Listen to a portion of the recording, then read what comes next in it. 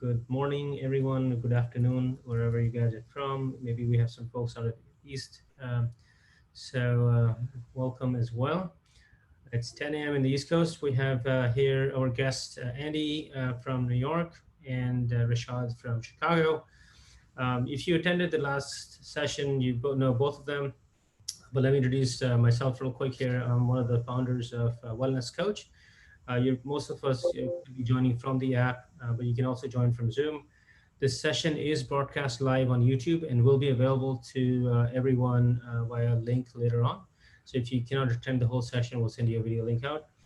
Anybody that will be attending today can request for a free copy of Rishad's book. It's right here, if you can see it. And we'll send you a physical copy in a week or so. UPS or USPS is still working, so that's all good. So just let us know on chat that you would love a copy of the book and send us your actual physical address and we'll ship it out to you. With that, Andy, please, over to you, introduction, and then Rishad's introduction and a bit about the book, and then we'll do a mindfulness session. Hi, everybody. My name is Andy Lee. I'm a wellness coach here with Wellness Coach and former chief mindfulness officer at Aetna, and currently also founder of Mindful Ethos. And bringing mindfulness into the workplace has been my life's work, and I'm very excited to be with you today. Rishad? Rishad Tobaccowala. I basically am the author of Restoring the Soul of Business, Staying Human in an Age of Data. I've spent 38 years of my career at Publicis, and now I'm an advisor to the company, and I spend my time advising, speaking, and try to keep up with my wife and two daughters. Excellent. So we'll get started. If you haven't joined our sessions before, they are interactive, which means you can ask questions to Rishad directly. You can ask them by chat, which a lot of you are chatting already, so you can just type in your question there, or you can use the Q&A box and type in your question. You can also ask anything around mindful leadership with Andy. So that's the whole scenario here today. Subjects we're going to cover, we're going to talk about the book. We're going to talk about remote work. We're going to talk about the great reinvention. That's something Rishad's been working on, so I would love to hear about that. And then we'll revisit the quality of leaders during this chaotic time. So hopefully there'll be plenty to cover in our very short 20 minutes. Over to you, Andy. Okay, why don't we get our session started with a brief mindfulness practice to help to clear and settle our minds. So I'll invite you to put both feet flat on the floor and straighten up the posture and opening up the chest for easy breathing. Rolling the shoulders a little bit, noticing any tension there and letting go of it. And taking the hands and just letting them fall into the lap wherever they're comfortable. And when you're ready, just allowing your eyes to gently close or to simply look downwards with a soft gaze.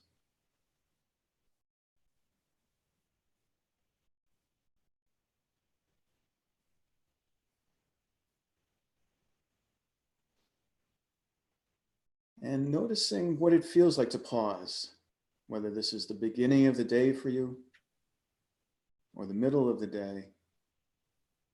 Just noticing what's present right now, maybe left over from what you were just doing.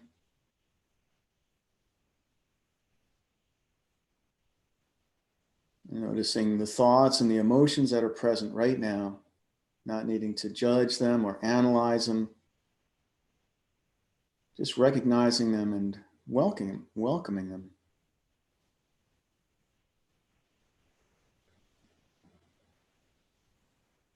Noticing the fact that you're breathing and tuning into the sensations of the breath, what it actually feels like to breathe. Not needing to control the breath in any way. Just tuning into the rising and the falling of the breath in the body.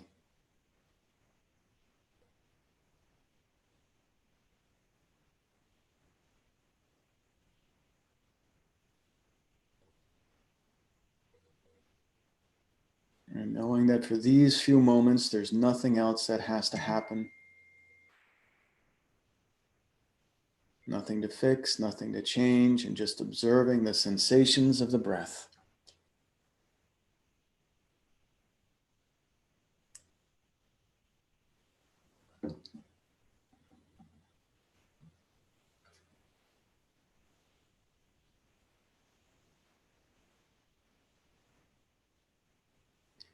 Following 3 more cycles of the breath in and out of the body. Maybe lengthening the breaths a little bit and just savoring what it feels like to breathe.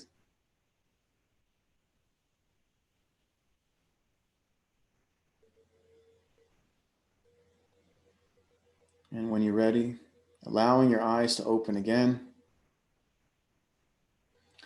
And maybe letting your body stretch or twist any way that it wants to right now. And now with our minds clear and settled, turning it over to Dee and Rishad to begin our session. Thank you so much, Andy. Again, a quick reminder for those who are just joining, you can get a free copy of Rishad's book. Please enter your address on the chat box and let us know, and we'll ship it to you within a week. Over to you, Rishad. Thank you very much. So thanks everybody for joining, and I'm going to sort of begin with 2 or 3 broad thoughts, and then open it up, for questions, or both from you, Dee, or from the folks who are attending. So the first one really is about some of the new thinking that I'm doing about the current situation that we happen to find ourselves in. And since I've had the opportunity or the longitude to work in business for 40 years, a lot of people have sort of asked me to frame what we're going through with that experience. And the best I can tell, there's been nothing like this before, because the closest there was either the Great Recession in 2008, 2009. You could possibly think about the shock of 9/11 in 2001. Somewhat minor compared to those two, so the dot-com bust in 1999, and then the one-day crash in 1987. So I've seen all of those 4. And what this tends to basically be is very different, because many of those were primarily financial meltdowns. And one of them was obviously a terrorist-induced sort of shock to the system, which was 9/11, which also led to a certain amount of sort of financial breakdown.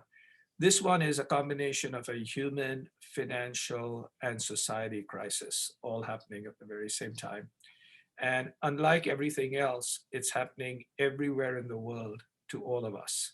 So whether you are living in an emerging market or in an advanced market, whether you basically can find your way to some sort of house in the Hamptons, or whether you have to basically live like 90 million Indians do, 4 to a room, it's affecting every single person. And the other thing is, it's affecting every single person for between 30 to 90 days. So I anticipate that for most people, for an average of 60 days, we will be somewhat under some form of lockdown. And if you study habits, when you start doing something for 30 to 60 days, or you stop doing something for 30 to 60 days, it forms a habit. It's one of the reasons why habits tend to be very hard to break or very hard to start, because you have to do something again and again and again. And having an aspiration that I'm going to lose weight versus doing something every day for 60 days is difficult. What happens here is either because we've started things, or more importantly, we've stopped things. I believe that when we come out of this, we're going to be very different. And it's obviously very hard to predict what this is going to be, because none of us have gone through this. But I sort of start with what are sort of the 3 human emotions that all of us are going through. And one of them is anxiety. And the key part of anxiety really is about health. The other one is about fear. And the fear is primarily about our jobs, careers, our economic well-being. And then there is uncertainty, which is, when will this end and what will the world look like? So you take anxiety, fear, and uncertainty, and you put them all together. And as a result, I call this not the Great Recession or the Great Depression. I call this a great reinvention, because I believe that both society and businesses and human beings are going to come out of this either forcibly or partially driven by themselves, reinvented in ways. I'm not saying every single person will be reinvented and we reinvent everything, but there'll be some forms of reinvention. And so the first thought in this sort of reinvention is to understand that we have discovered that we are fragile. So one part of this is how you address fragility. And and the fragility really has been the fragility of society. So I live in Chicago, where 30% of Chicago is African American, but 75% of all the COVID-19 deaths are African American. And you see the same thing happening basically across the United States, where minorities or people who are poor are being more impacted by this. The other one is 15% of the United States are immigrants, but 30% of the frontline workers today are immigrants, right? So you basically begin to have a lot of people do not have enough money for 2 to 3 weeks of living, if that. So you're beginning to realize that this is a certain amount of fragility from society, the fragility of business. Uh, Airlines, Boeing, are running out of money.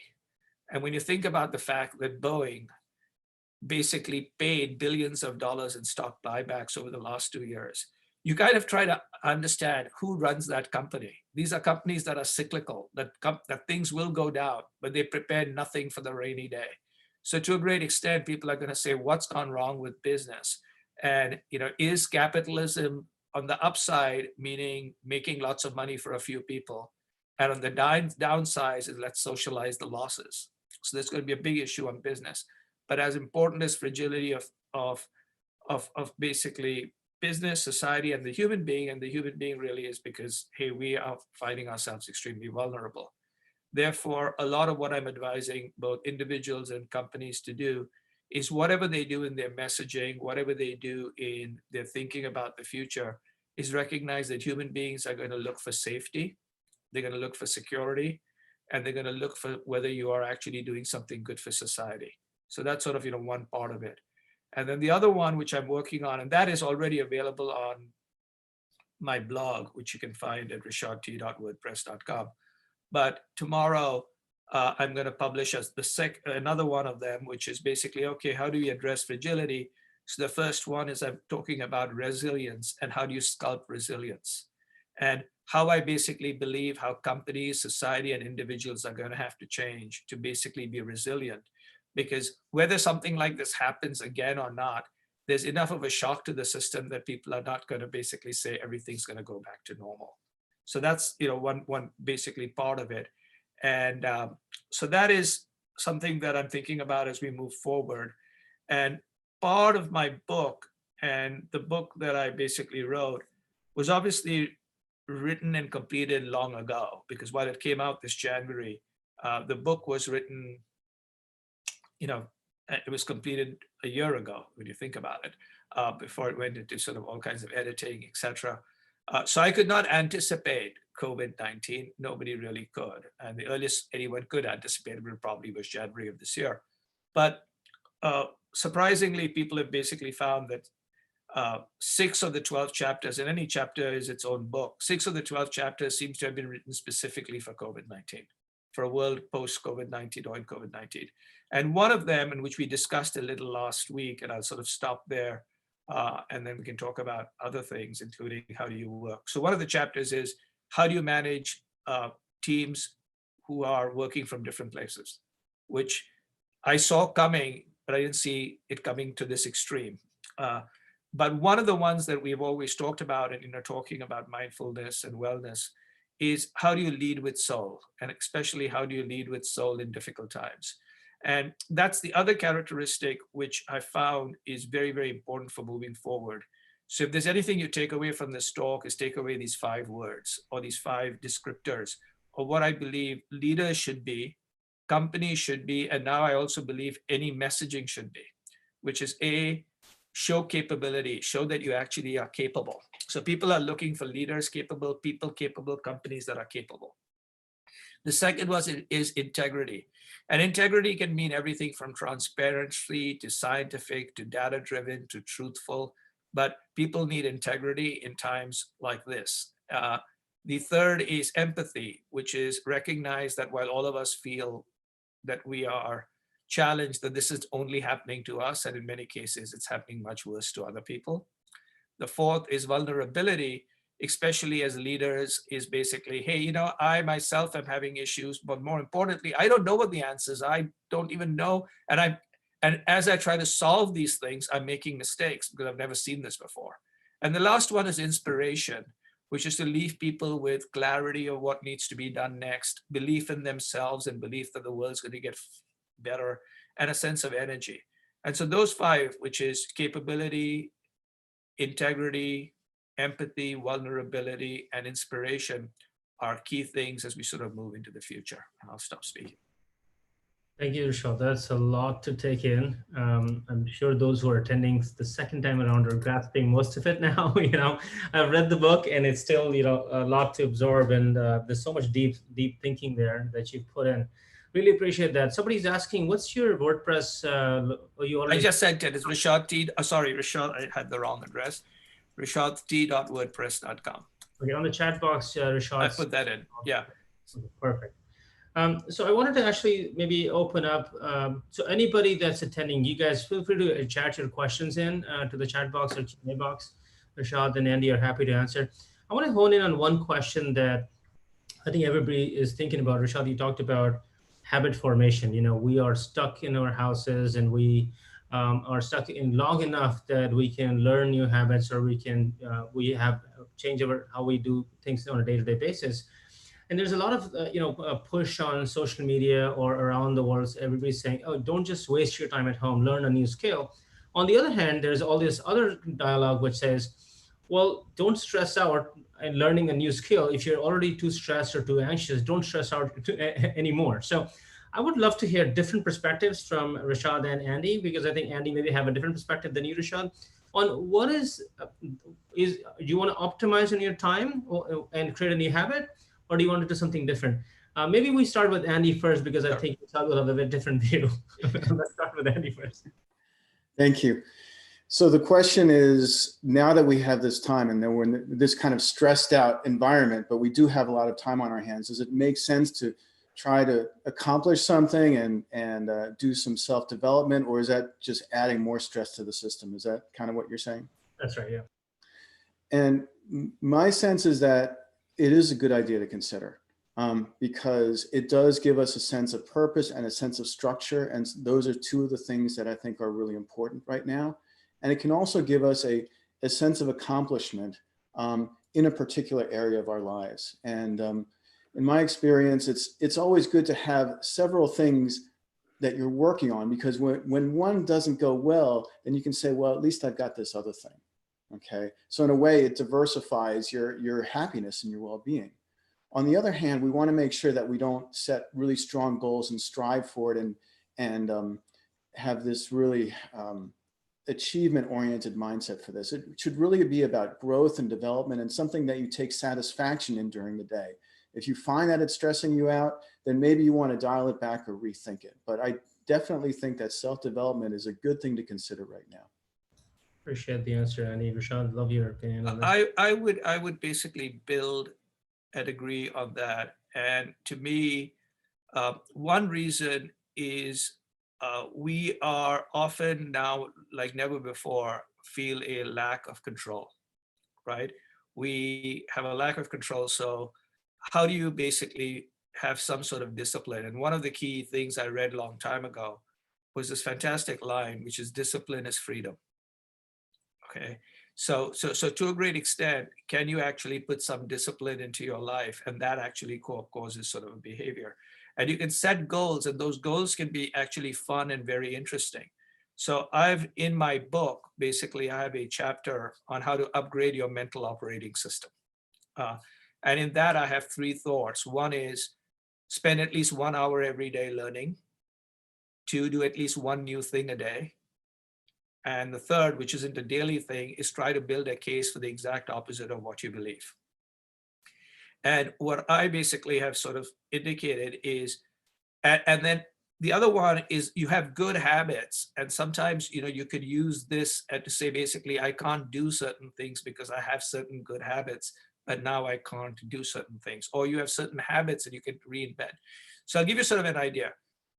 I get up every morning at 4:30 in the morning and I study for an hour and a half. But I could only do that because I traveled so much. I only did it when I was in Chicago. Now I do it every day, and it's even more fun, which is number one. Number two, which was basically a good habit, is I would basically go to my gym and I would run every day. But now all gyms are closed, right? And at least in Chicago, they've basically closed every park, every waterfront, any place you can basically go. So I figured something else out. I figured out that there are no cars. I live in a building, and I measured that you go from the bottom of my building's parking lot to the seventh floor to the top. It's exactly 1 mile. So every morning I run up and down, right? So these are, and so it's become part of a habit, which is, hey, this is, I can still do it. I have some control versus not good control. I had another habit, which I enjoyed a lot, and which people who know me know, I loved having draft beer every evening. But there are no restaurants to go have draft beer. So I basically decided, you know what I'm going to do is I'm going to stop drinking beer. And for the first 4 or 5 days, it was difficult, and I, had Diet Coke all the time. And now I've basically stopped drinking. I was totally expecting a Rishad beer coming out. I'm like, okay, I'm gonna buy that beer. I'm like, No, right, exactly. But I've stopped drinking, right? And while I still run, so I'm now losing weight. So I said, hey, this is actually, I'm going to improve my health. So there are lots of interesting things to do. I like to do one new thing, but I can't physically do one new thing because I can't go anywhere. So what I've decided to do is watch one classic movie every day. So I've subscribed to the Criterion channel, and I watch one amazing movie every day. So there are things that you can do that have a sense of control, and that can be fun, right? So these are fun things. Like watching a movie every day is a fun thing. It doesn't mean these have to be bad things, as was mentioned by Andy, that these are things you want to have that are doable. And this gives you a sense of reinvention, which is extremely important. So I want to ask a follow on this. We have a couple of questions on the chat box. Sure. I'll do that in a second. What skills will be necessary post COVID-19 that folks can, spend some time on? As Irshad, you've mentioned several times, the world is very different. A lot of remote working.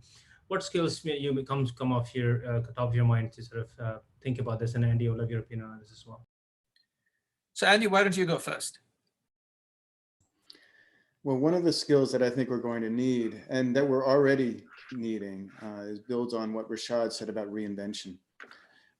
It's a sense of curiosity and open-mindedness about whatever might be happening, and realizing that in a new world, we're probably going to get things wrong, and we're going to have to readjust. And I think you can think about it as a sense of humility about where we are and what we're facing, and being ready to make mistakes and change what we're doing as necessary, and know that it's going to take a while to find our way. And if we can do that, then that'll open us up to be able to build whatever skills are necessary. Because I'm not convinced that people know yet what skills, besides remote work. I think that's pretty clear that that's going to become more important. But there could be a lot of other things coming that we can't even foresee yet. As long as we keep an open and curious mindset and are okay changing when we notice something isn't going right, that's going to serve us very well.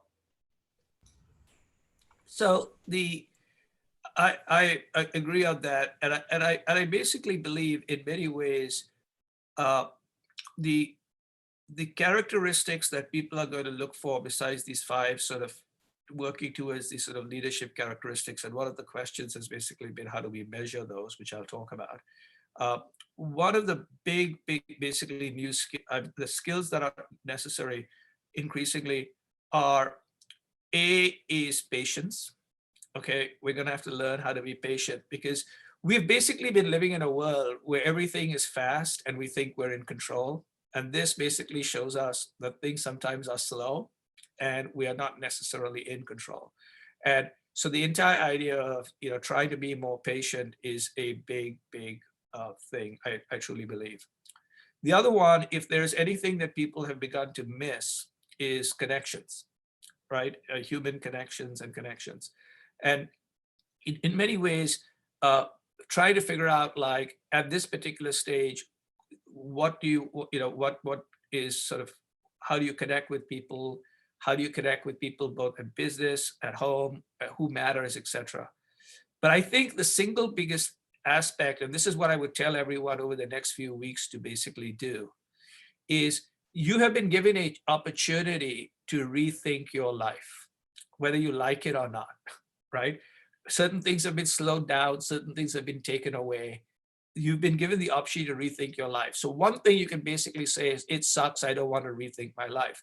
And if that's what you think, that you don't want to rethink your life, then you really should rethink your life, because that means, you're living in some bizarro world. But one of the biggest things in that is, what do you want to focus on? So when I begin my book, the first lines I write is, time is the only thing we have, right? I can tell you that like never before, this should wake up you to the point that however old you are, just minus that from 80 and multiply it by 300, okay? So if you're basically 50 years old, it's 30 by 300.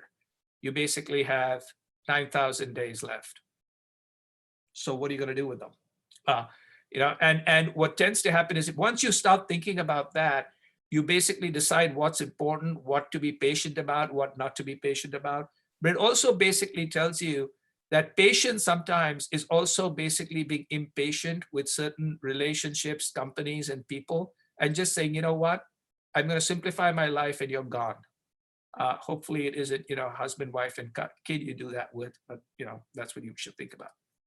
I love that answer. I think there's some related questions, Rishad, for Sure. you, which is, how do you measure success for objectives you set for yourself, either the five you talked about before or the three you mentioned earlier in the call? Sure. So on the five, which is capability. So one of the key things on capability is, that's an objective that people will tell you whether you're capable or not capable, because there will be ways that you can be either, you will be evaluated by your boss if you happen to be at work, you will be evaluated by the market, which is your ability to charge, your ability to write, or if you're a writer, your ability to sell books or whatever it is. So capability will basically, and whether people come to you for help in those areas. So that's basically one.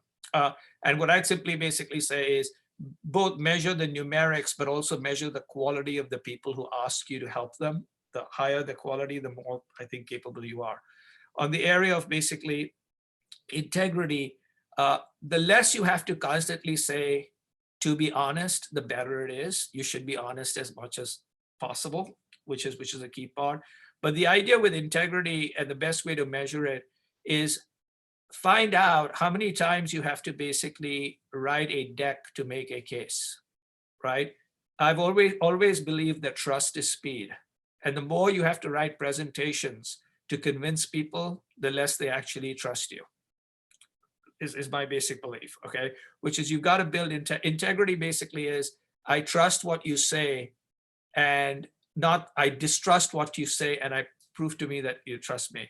Uh, Vulnerability is just, how many times have you said you're wrong in the last 10 days or 20 days? Never? Then, right? Or how many times have you asked for help? Never? That's, one kind of a way of looking at it. On inspiration, it's kind of hard, but the best way to think about this is, I believe leaders have voices, and leadership is not a title. So will people follow you? Do people follow you because of your title and your authority, or do they follow you because of you? Right? That's the most thing about inspiration. Can you leave people feeling better while telling them the truth, versus telling them a whole bunch of bullshit? And so that's the thing on inspiration. And on empathy, it's just whether you have a good relationship with lots of people. If you have good relationships, you usually are empathetic. I love that. And we're basically 1 minute left, and there's a couple of questions I want to squeeze in. I want to ask this last one first. You talked about learning something new every day. How do you retain what you've learned? I think that's a really good question. So the way I retain what I learned is the following. If I'm reading a book, I tend to read all my books in physical form, so not Kindle or Audible. And so I mark them like that. I mark them. And then what I do is, every 10 or 12 days, I go to all the books that I've read, and I mark either a tick or I mark a star. And I have a different book where I write down everything that I actually star. So I actually have a big book with all the best things I've ever read. That's one case. When it comes down to basically movies, most of the movies, when I see them, they come online. So I bookmark them. So you can put it in your library, whether it's on Netflix or Criterion or whatever it is. And then I try to find scenes on YouTube from the movie that were good, and I put it onto my files, right? And the other thing that I basically do when I read is I use a combination of Evernote, right, to mark stuff. Uh, and I take photographs of the articles on my phone, and I basically just say reading articles. So every day when I read articles, if it's an article that's interesting, I take a photograph of it, and or sometimes I'll save it on Evernote, and then all I have to go through there. The overall thing, and this is unfortunately now we have to pay for this. I'm not a paid advertiser. I get nothing from this, but there is a amazing app called Day One. It only works, unfortunately, on iOS, right? It doesn't work on Android. And I've been using Day One for the last 6 years from the time it's come out. Think about it as your own personal Instagram or Facebook feed. And so I take a picture of every single thing I do every day. So I've taken a picture of the screen and I say, okay, this is a webinar that I had on this day. So literally I can read, and every morning when I wake up, it basically plays back that day of my life for the last 6 years. And it's an amazing way of understanding whether you're growing or whether you're living Groundhog Day. Just love it. And I think I want to maybe add my comments up to hear your comments on this, Andy. For me, journaling, similar to what you're saying, Rishad, day one has been very effective. So mindfulness meditation has been huge because previously, before I started meditating, my mind was constantly thinking, which was never giving me a chance to absorb new information. So just really sitting in silence, sitting still, doing practices helped me remember things better. And then writing them down in a physical piece of paper made the extra difference. So now my memory is like far better than I've ever had. And you can ask my wife any day for proof. Love to hear your feedback, Andy. And I think we're basically out of time. And after that, Andy, if you could close us out as well. Thank you. Yeah, I would just echo what both of you have said in terms of documenting in some way and indexing what you've learned, and also certainly mindfulness practice. Not only does it help us remember what we've taken in, but it clears up some mental space to allow us to allow new things in instead of just joining the swirl of thoughts that are constantly in our minds. So shall we transition to a closing practice now, Dee? Let's do. And Rishad, if you could answer the questions on chat, I think you've got a couple more. If you could take care of that while we close out. Thank you, everyone, for attending. Thank you, Rishad. Thank you, Andy. We're going to do a short mindfulness practice, and we'll send you the recording in a couple of days. Thank you, everyone. And taking a posture again for mindfulness practice. And just allowing the eyes to close once again. Finding the breath and tuning into the sensations of the breathing body.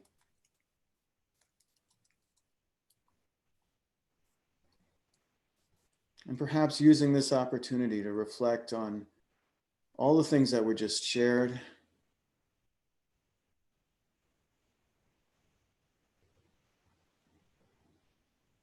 And perhaps asking yourself, what are one or two things that I learned today that are resonating with me? One or two things that I want to make sure to take with me.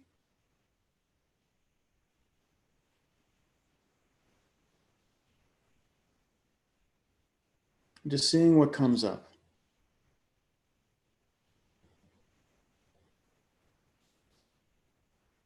One or two things that really struck you.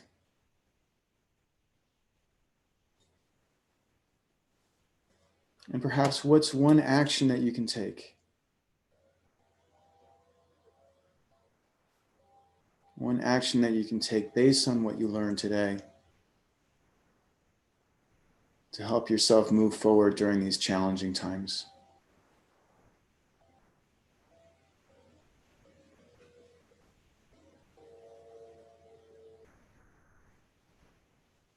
And following 3 more cycles of the breath.